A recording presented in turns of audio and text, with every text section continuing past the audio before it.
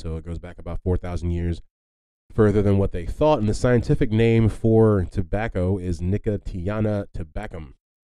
Doesn't that sound like some sort of like Sports Illustrated model or something? Nicotiana tabacum, found, seen on the streets today. But hi, my name is Richard Dix, and this is How Did That Happen? A podcast where I look at everyday things or events and try to figure out how they came to be. Every week I will research one topic, and by the end of the episode, I hope to truly have the answer to the question, how did that happen?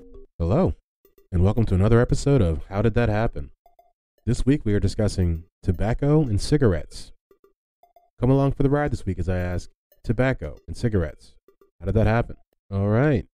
Thanks for coming back for another episode of How Did That Happen? HDTH. We are on episode 36 right now, and this one is about, like I said, tobacco and cigarettes, so it should be a good one.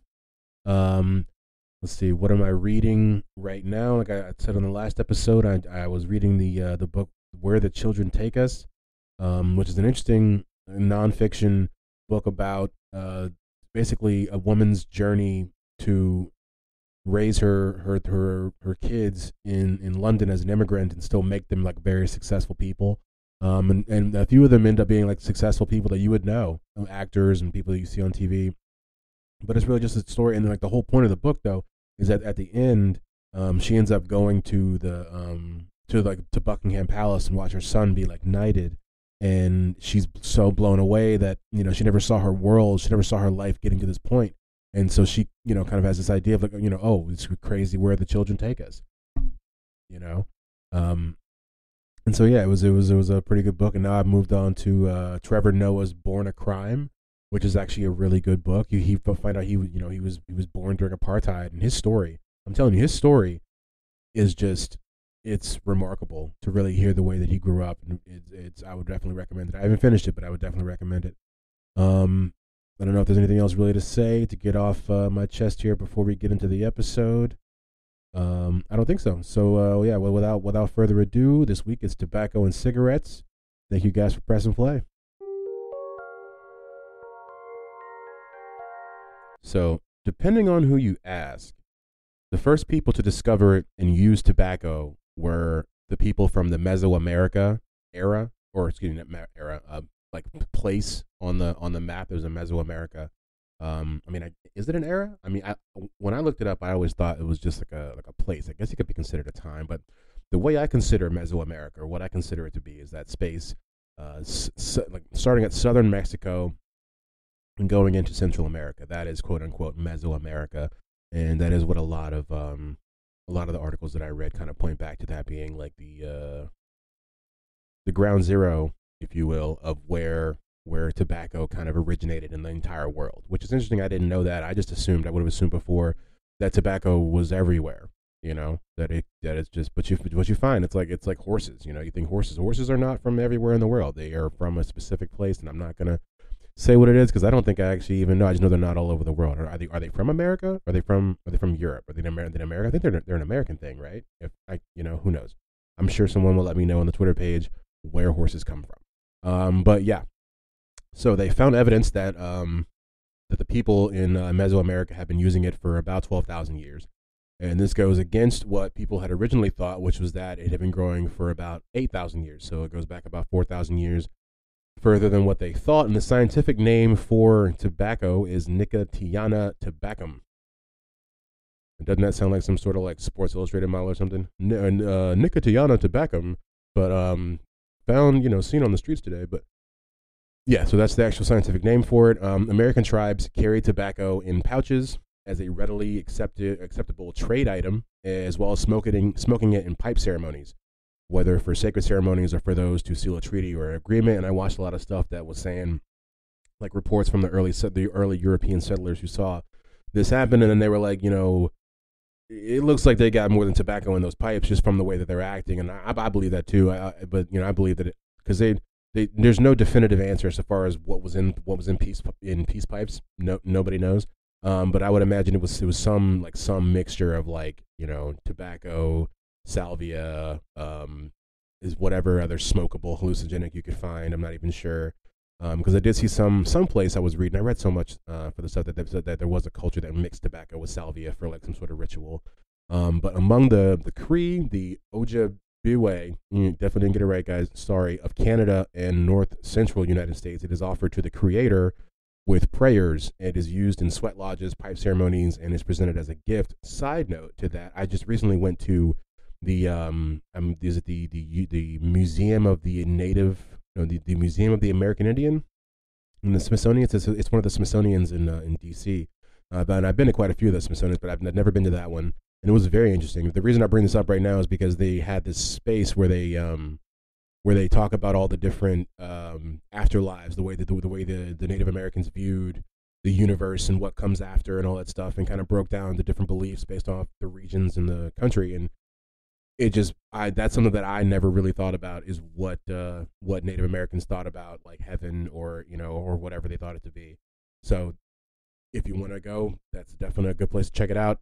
There's so much information in that museum. It was overwhelming. It was just overwhelming. If you go to the website, they undersell it. I will honestly say, when I went to the website, I did not. I was just like, oh, okay, I guess, because I was just killing some time before I went to see a baseball game. But I ended up spending like almost more than 2 hours in there, and was just like, I gotta go. Like, it's just because at some point your brain just gets saturated, and you don't have enough. You're not taking anything else inside your brain. So we want to get to explaining the cigarette. And so Wikipedia defines a cigarette as a narrow cylinder containing burnable material, typically tobacco, that is rolled in a thin paper for smoking. And the word cigarette is French for little cigar.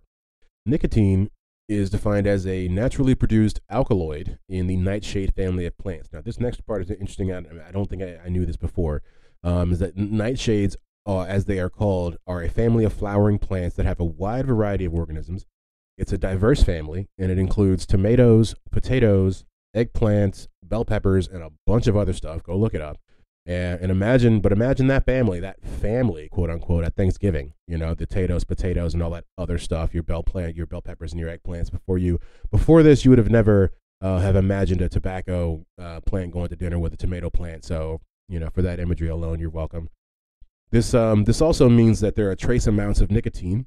Excuse me. This also means that there are trace amounts of nicotine in all those foods. There's a small amount of tobacco in your tomato tobacco. You know what they say. So that explains. You baked potato people out there. I knew there had to be a reason. Like, you're out there just catching a little buzz off your baked potato. Because I don't know. I'm not big on them. I'm not against them. Like, I'll eat them, but I mean, but there's so many other things you could do with a potato to me that would impress me. Make some chips. Make some fries or something. Make some home fries, hash browns, and then people are like, "Oh, we're just gonna bake it." Oh, cool. Okay. So yeah, but we're gonna get to tobacco in Europe, and so the Spanish introduced tobacco to Europeans around 1528, give or take. And this, when it was introduced to Europe via Spain, the tobacco was wrapped in corn husk and probably actually corn silk. Tobacco would also be sniffed in the form of snuff. And if you're not familiar with snuff, it is the inhalation of dried tobacco through the nose. And that is, as someone who's used tobacco, I've used it a lot in my life. I don't use it now. But I used to smoke cigarettes. I used to be a pack a day guy. I did. I'm not, no longer. I don't smoke cigarettes at all.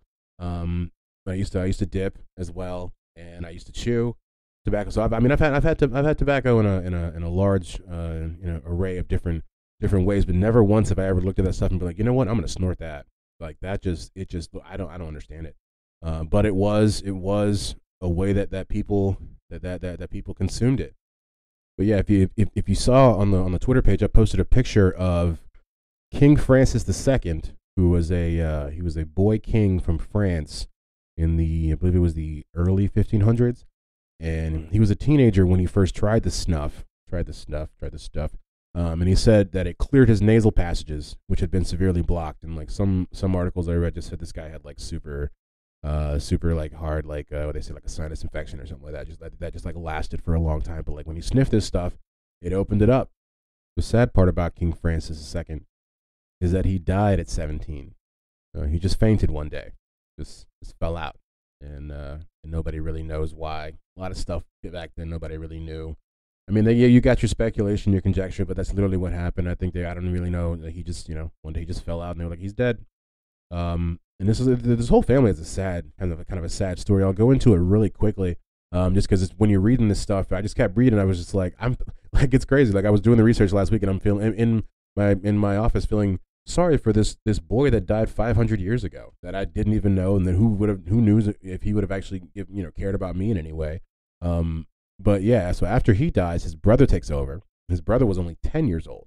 So I mean, geez, and so like what was going on back then in the France in the 1500s? And I'll tell you what was going on because I looked it up. I was like, how does it happen that you end up having a 17-year-old king and then a 10-year-old king? So what happens is their dad, King Henry II, he died in an unfortunate jousting accident, which reminds you of Austin Powers, an unfortunate smelting accident. But he was hit in the eye with a splinter of a wooden joust, and that basically led to to sepsis of the eye, which he died from. That's some pretty tragic stuff. So he died. His dad died accidentally, and then he died basically accidentally, and then boom, you got like a fourth grader that's running France. But that's just interesting. So then we get to tobacco in colonial America, and so basically tobacco in colonial America is what leads to tobacco in Europe. Just to be clear, because what I just read kind of jumps a little bit ahead of actually when Christopher Columbus, misguidedly finds his way to America, even though he doesn't know it's America. You know the whole story. And so in 1492, Columbus was warmly greeted by the Native American tribes he encountered when he first set foot on the new continent. And they brought gifts of fruit, food, spears, and more. And among these gifts were dried up leaves of tobacco, like the tobacco plant. And so they were, and as they were not edible and had a distinct smell to them, those leaves, which the Native Americans had been smoking for over 2 millennia, he just threw them right overboard. He was like, oh, this stuff kind of smells weird and I can't eat it. Why are you giving me this plant? I don't need this. Tossing it overboard. Christopher Columbus is he's made a lot of smart decisions in his life. This is the most Columbus move ever. Dude pulls up on the Bahamas and thinks he's in India, in India, and then names these guys as if he actually is in India. And then when they are like, here's some tobacco, this stuff slaps, bro, he just tosses it right out the ship. He's just like, nah, what else you got? Columbus really is the most oblivious man in the world. It's even said that he only saw the potential in tobacco when he saw that they were actually like coveting it, like the natives were, and they were trading it. So he thought, oh, this is going to actually be like a form of currency. And so this is a quote from a guy who talked to some of the scouts that were with Christopher Columbus when he originally sent them into Cuba. It's a long quote, so I think I won't read it all, but I thought it was interesting just to hear, that they don't know much about cigarettes or anything like that. And so it says, men with half-burned wood in their hands and certain herbs to take their smokes, which are some dried herbs put in a certain leaf, also dry, like those the boys make on the day of the Passover of the Holy Ghost, and having lighted one part of it, by the other they suck, absorb, or receive that smoke inside with the breath, and by which they come benumbed and almost drunk. And it is also said that they do not feel fatigue. There's more to it, but I mean, that's just, it's interesting to hear them really kind of describe cigarettes or a cigarette-like thing for the first time. And so by 1600s, they had replaced the corn silk with a fine paper called a papalette. I don't know. I'm not going to do that again. But yeah, it's just a fine paper. The French, the Spanish, and the Portuguese initially referred to the plant as a sacred herb, and because of its valuable medicinal properties, that's why they did that. And the French would also just take it all the way to the top and call it the Queen's herb for a time.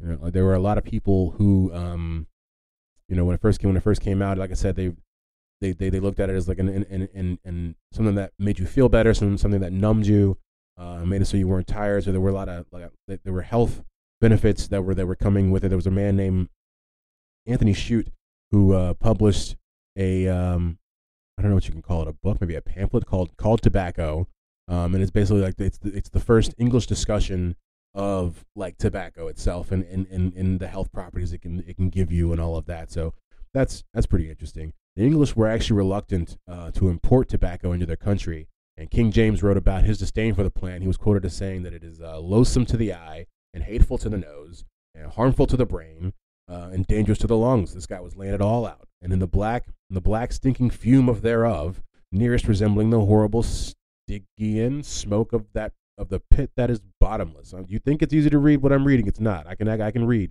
There's more S's and stuff and E's here than there normally are. But he was laying into it. He's not even lying. I'm sorry if people out there smoke. Like I said, I used to smoke, so I'm not hating on you.